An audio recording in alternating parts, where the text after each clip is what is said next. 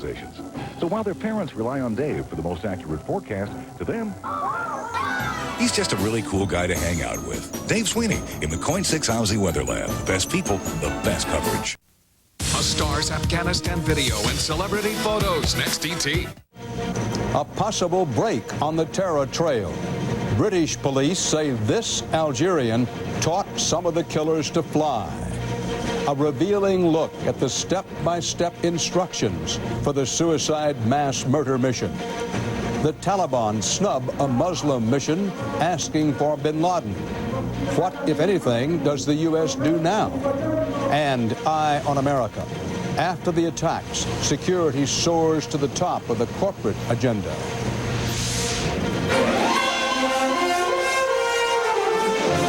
This is the CBS Evening News with Dan Rather reporting from CBS News headquarters in New York. Good evening. Investigators in the United States and Europe report what they call progress tonight in trying to track down terrorists behind the September 11th attack on America. This includes an arrest in Britain that could prove to be an important break in the case. Here are other late developments. President Bush says again the United States is in, quote, hot pursuit of the terrorists. Investigators are examining handbooks linked to the mass assassins that include detailed instructions for suicide missions. And the Taliban rejected a Pakistani delegation's urging that they hand over Osama bin Laden. We begin tonight in London, where CBS's Mark Phillips has the latest on the arrest of a man with alleged ties to the murder missions. Delivered to a British court today, a man in a white tracksuit may be the biggest break thus far in cracking the terrorist ring behind the September 11 attacks. Lotfi Raisi, a 27-year-old Algerian and a trained pilot, was accused of being the lead instructor of the 4 hijackers who crashed their commandeered plane into the Pentagon. British police, acting on an international warrant issued by the FBI, arrested Raisi at his home near London's Heathrow Airport, where they also found his flight logbooks with crucial pages suspiciously ripped out of them.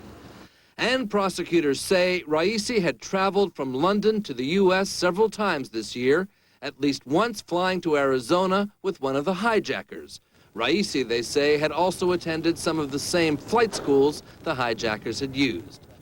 British Crown Prosecutor Arvinda Sambir, who wouldn't elaborate on the charges after today's hearing, said in court that there was video proof of Raisi meeting the man who hijacked the Pentagon plane, and that he had gone to the U.S. to ensure that the terrorists were capable and properly trained for their suicide attack.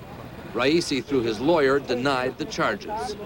He adamantly denies any involvement in the recent appalling tragedies, and he is confident that he will be absolved of all involvement. U.S. and British police have 60 days to prove their case against Lotfi Raisi so that he can be extradited. The possible charge, conspiracy to murder. FBI agents are now working here at Scotland Yard with British police trying to make the case against Raisi stick and pursuing other leads.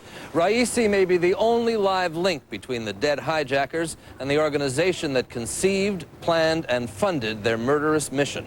Mark Phillips, CBS News, London. Late today, the U.S. State Department issued as a precaution a worldwide caution for possible further terror threats to Americans abroad. Among the new leads in the attack on America is a chilling note found in 3 locations. It offers fresh evidence that the skyjack teams were working off the same page, and also a fresh question: who is the author? CBS's Wyatt Andrews reports on a manifesto of madness and mass murder.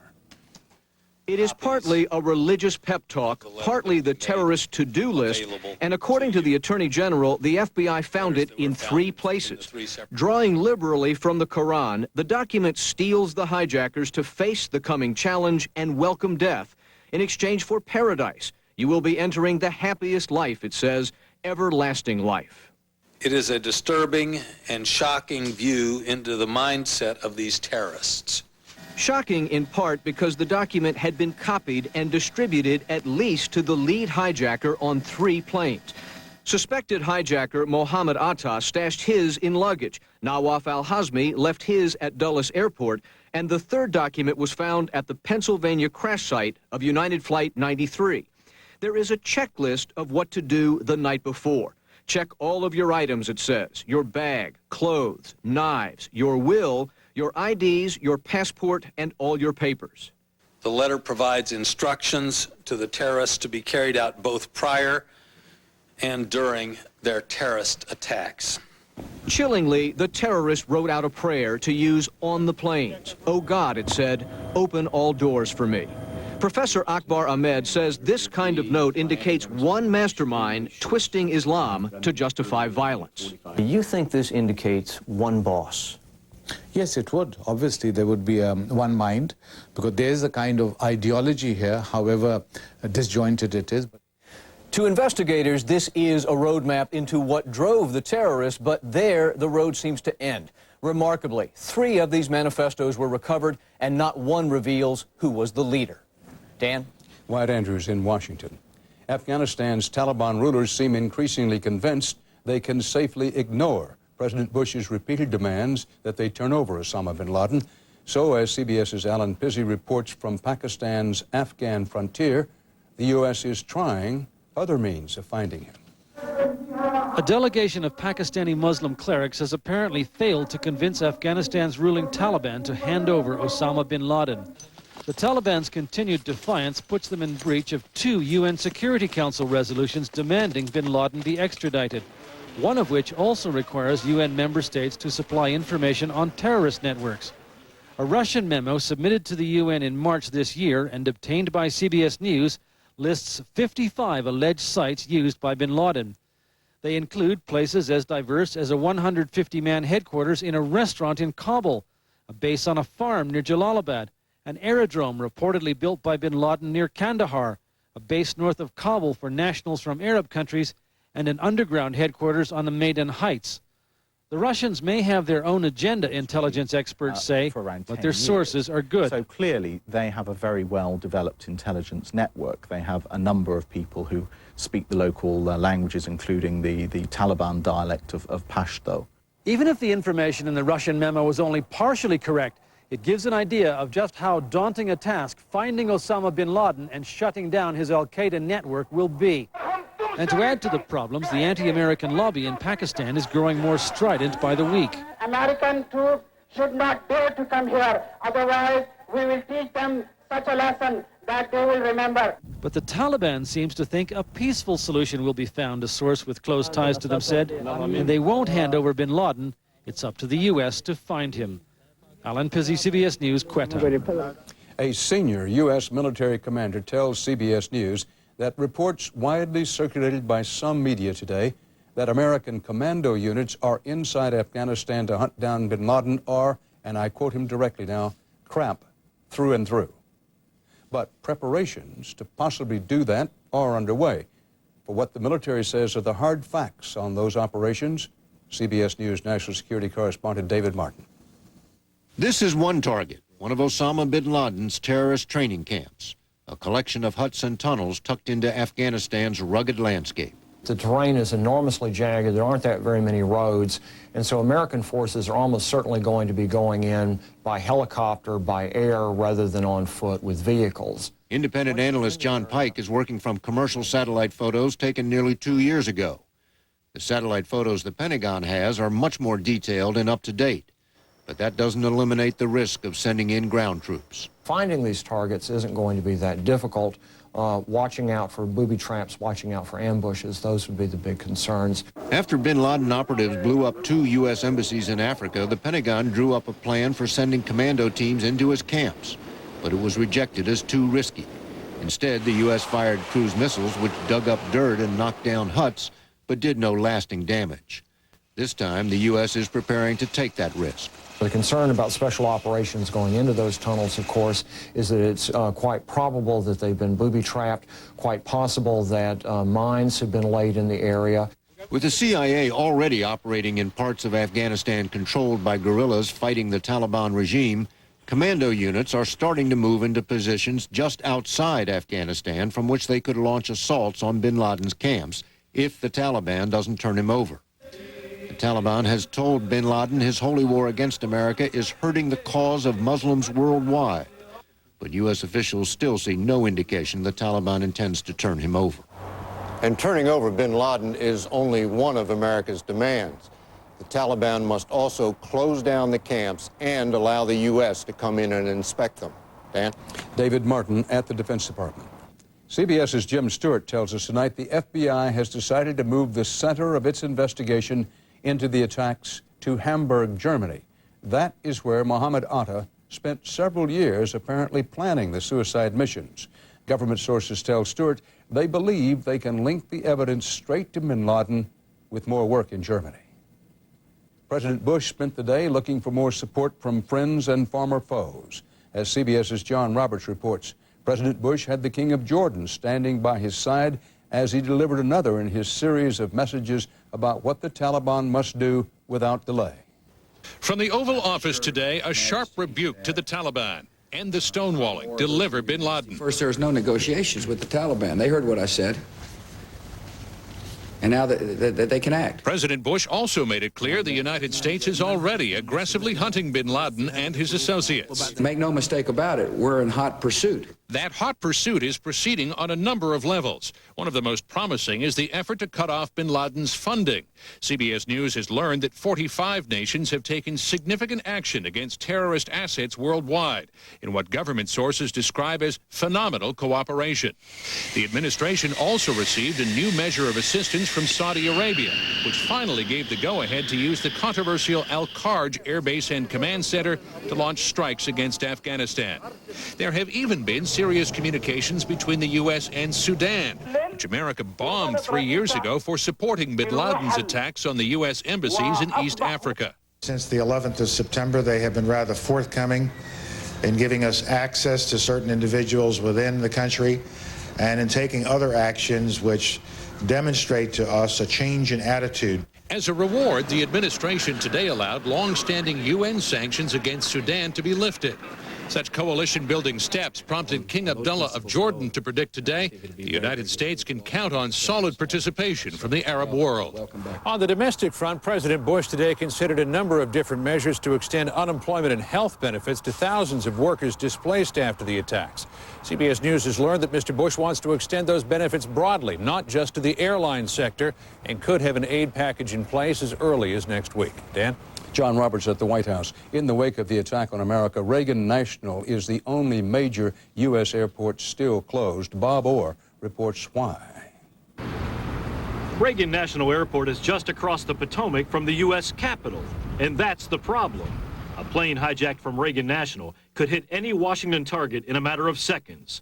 So security officials would like to keep it closed, but that could cause severe economic fallout. Hardest hit would be U.S. Airways, the nation's sixth largest airline, which operates 40% of the flights at the airport.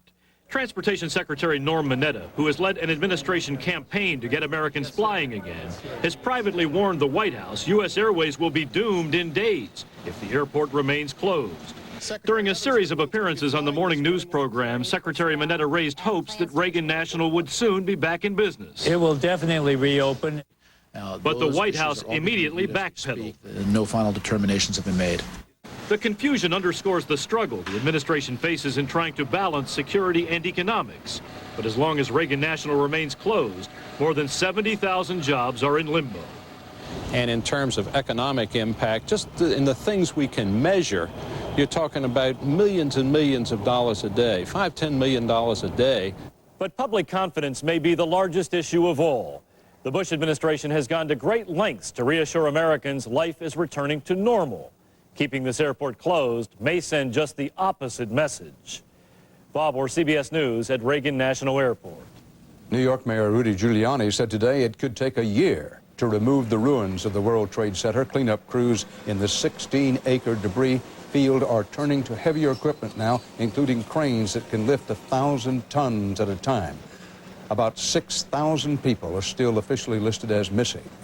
Up next here on the Friday CBS Evening News, Eye on America, corporate America no longer taking safety and security for granted.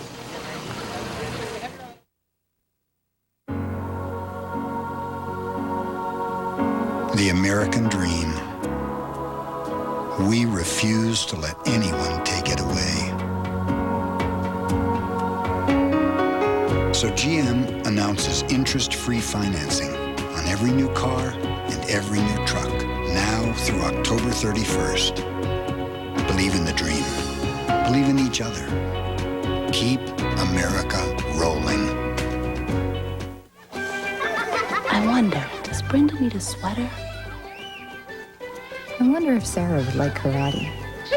I wonder why I ever left the house. Seasonal allergies can make you feel miserable. Only Once Daily Allegra has fexofenadine for long-lasting, non-drowsy allergy relief, so you can feel more like yourself again. For people 12 and older, side effects include headache, upper respiratory tract infection, and back pain. Call your doctor now for more information about Allegra and enjoy your world. Buying or selling a home? RE/MAX agents lighten that load. Averaging more than 13 years experience, they work the kind of practical magic that sets you free. RE/MAX. Right on target. Now there's a men's hair color made to target only your gray hair. Grecian 5. It's right on target. In 5 easy minutes, Grecian 5 targets only the gray hair, replaces it with subtle tones like your own natural color. Right on target. It matches the rest of your hair for a subtle, natural look. Grecian 5 targets only the gray. Introducing the revolutionary new Icy Hot Patch. It concentrates pain relief where it hurts. You gotta try this. Icy first to dull the pain, then hot to relax it away for hours of relief. The new Icy Hot Patch. Fantastic how long it works.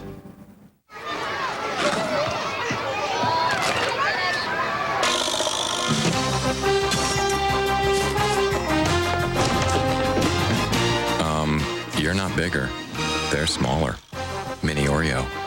New Maalox Max challenges Mylanta Supreme. Who neutralizes more acid? Maalox Max. Relieves pressure and bloating. Maalox Max. Comes in 3 great new flavors. Maalox Max. 3 ways the right choice is new Maalox Max. Agree or it's free. The CBS Market Watch shows the government revised upward its estimate of economic growth in the second quarter of the year from 0.2% to a still small 0.3%. Stocks finished this third quarter on an up note. The Dow gained 166 points today, the Nasdaq 38.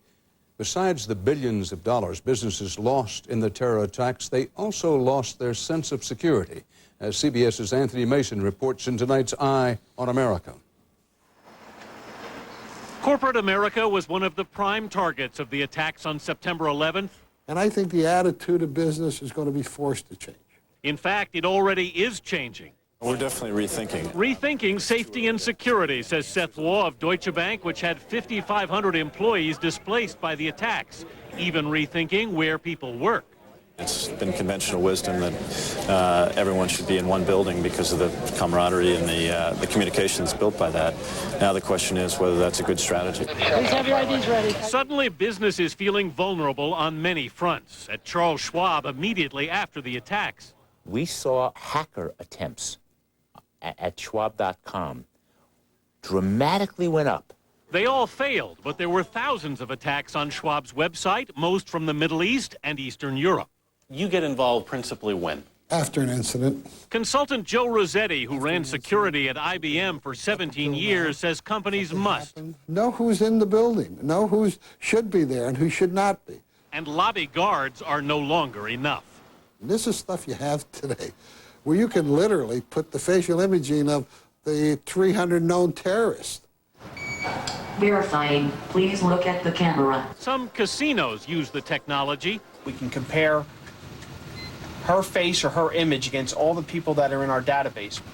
But as yet, few businesses use it. In many corporate boardrooms, security has never been high on the agenda. But employees and executives are now asking, just how safe are we? I would bet that every board meeting since September 11th, those questions will be asked. Those questions will be asked for the most part for the first time. American businesses are now being forced to face a brave new world. In New York, I'm Anthony Mason for Eye on America.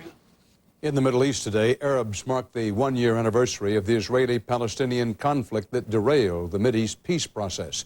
In most Arab countries, and especially the Palestinian territories, there were demonstrations and ceremonies marking the date.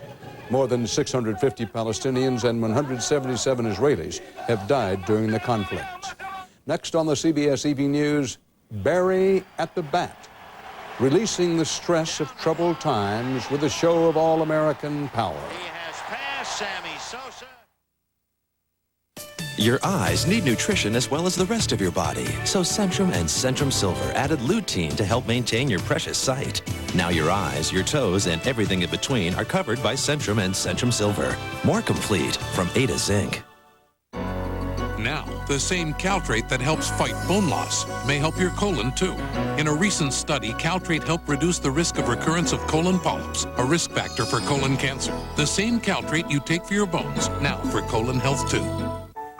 For all those who have difficulty bathing, and for all those who care for them, take comfort. Take comfort, take comfort. There's Comfort Bath, take comfort. Comfort Bath. Thick as a washcloth, disposable Comfort Bath can be microwaved for a warm, soothing bath. Comfort Bath leaves skin soft and smooth. There's Comfort Bath, take comfort. Look for Comfort Bath at your drugstore. Want to try that triple Lutz? What the heck? I got supplemental insurance. What's that? A Lutz? No, that something insurance.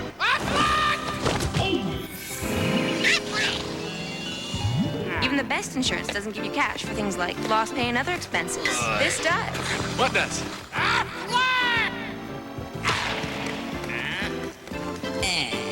Aflac. Ask about it at work.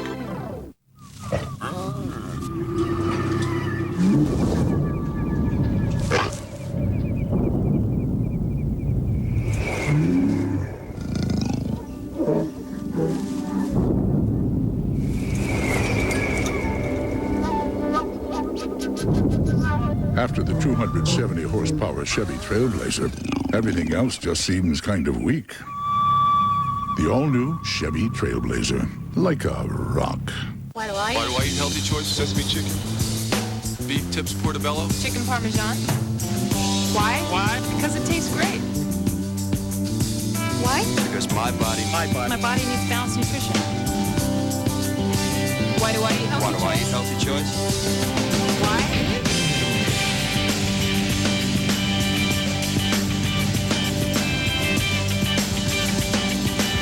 That's why. That's why. That's why. How prepared are we for a biological or chemical attack? Let the man who briefs the president brief you. 60 Minutes, Sunday. Prompted by recent events, the NFL Chicago Bears said today they are turning down multi-million-dollar corporate offers to rename their football stadium. It will remain a tribute to U.S. servicemen and women, Soldier Field. And as John Blackstone reports now, the American spirit is also on display on the baseball field, thanks to a giant named Bonds, Barry Bonds. As America struggles to have fun again, Barry Bonds is providing something to cheer about. It's gone! Bonds strikes again! The San Francisco Giants slugger just keeps hitting home runs. He's now only 3 away from Mark McGwire's record of 70 homers in a season. Unbelievable. But for Bonds, as for many Americans, a national tragedy has brought a new perspective. Being grateful that I'm in this country, I'm just grateful that I'm here. Bonds, often described as self-absorbed, was already showing a gentler side this season.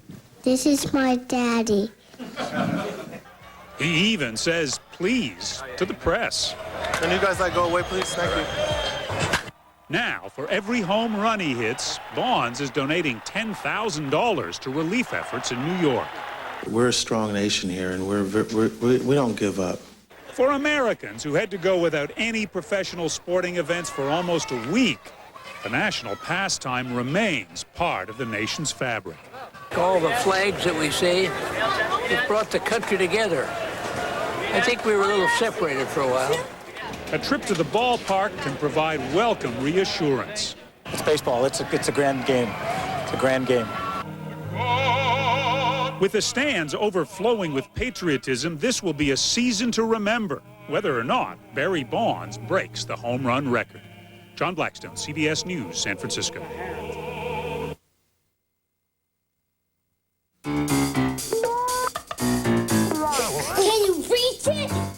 My guys want cookies. It's moving. Hey guys, there's something better. I have a little secret surprise. These Pillsbury ready-to-bake cookies, they couldn't be any easier. I just place them and bake them. Look what I've got. But you know what the best part is? The boys get warm, gooey cookies. And as for me, well, I have more time to hang out with my guys. Pillsbury, my heart to yours. You take that laxative and you miss the bus. Huh? It contains harsh stimulants. Says on the label it could cause abdominal discomfort and cramps. Sounds worse than constipation. Oh, you bet. But Phillips is different. It's gentle and stimulant-free, so you don't have to feel worse before you feel better. That's great. Excuse me? I said the bus is late. Phillips, the comfortable way.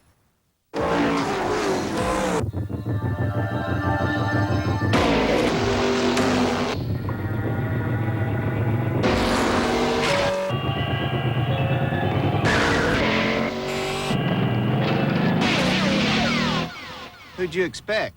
Bob Dole? Follow Mark Martin and the Viagra racing team this season. Get to your doctor for a checkup and find out if a free sample of Viagra is right for you. And for more information right now, race over to Viagra.com. The pain was awful. I was missing my own party. The pain got so bad I wanted to lie down, but it just got worse. Then I rediscovered a real lifesaver, Extra Strength Bayer Aspirin. Nothing's proven stronger than Extra Strength Bayer on tough pain, not even the leading prescription. It's real relief I can depend on. And my doctor said original strength aspirin can help save your life by protecting your heart.